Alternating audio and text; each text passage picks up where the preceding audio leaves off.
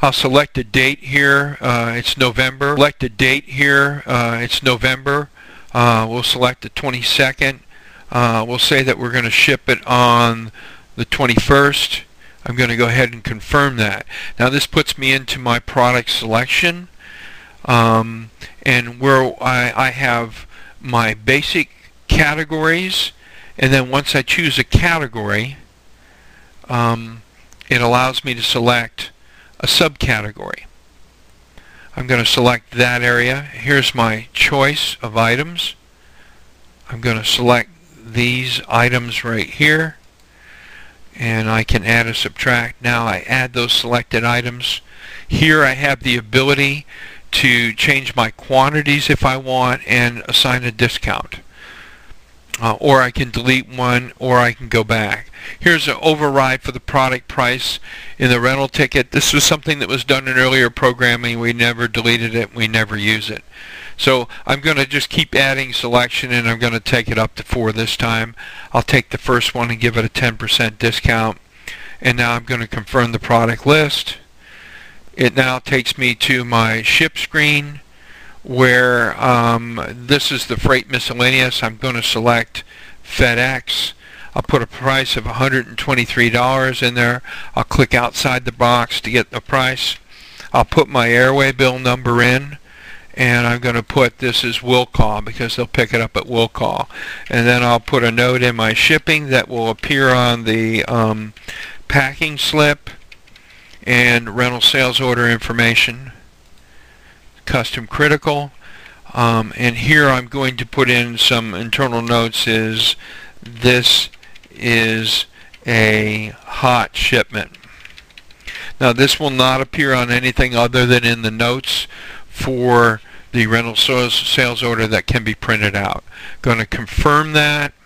Now I'm into the actual rental sales order. Now again, this is not an invoice.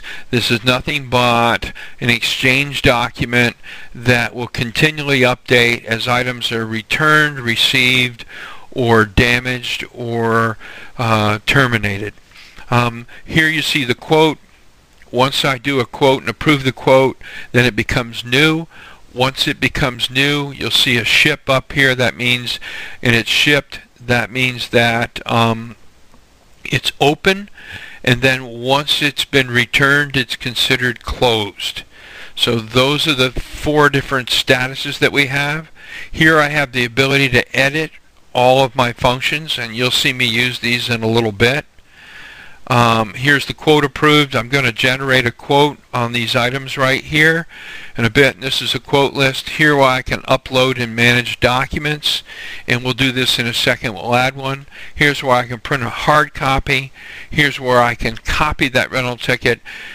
Typically what will happen is we may have a document that we've used before, but the client may assign a sub to do it. Now here, this is an item that is only available as a admin person that says delete this ticket. This will not appear on a standard user's ticket. Here I have the ability to open this up. Here's a description. I can modify the description and change that. Here I have the ability to, since I have more than one, that I can break this out, and what I can do is say 2 of them drill half-inch NPT hole, and I can assign that to 2 of them. I can hit save.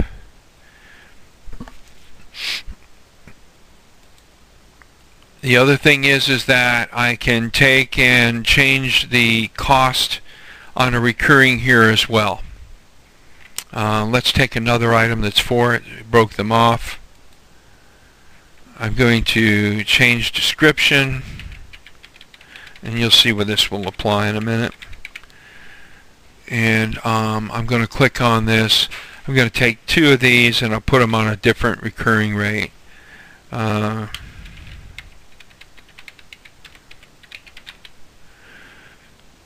And I should be able to change all of them, but it looks like right now only a monthly has been established, so we'll go ahead and just change the monthly. and I'll show you where that can be changed in a second.